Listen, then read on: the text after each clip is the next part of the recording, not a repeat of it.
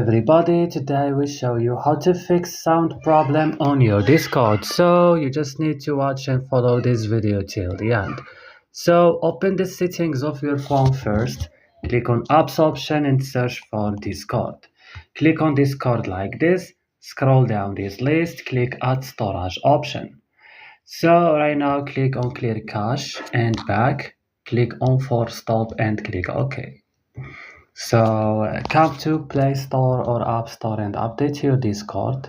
Restart here your device when you are done, and that's all. Don't forget to like and subscribe, and see you in another tutorial.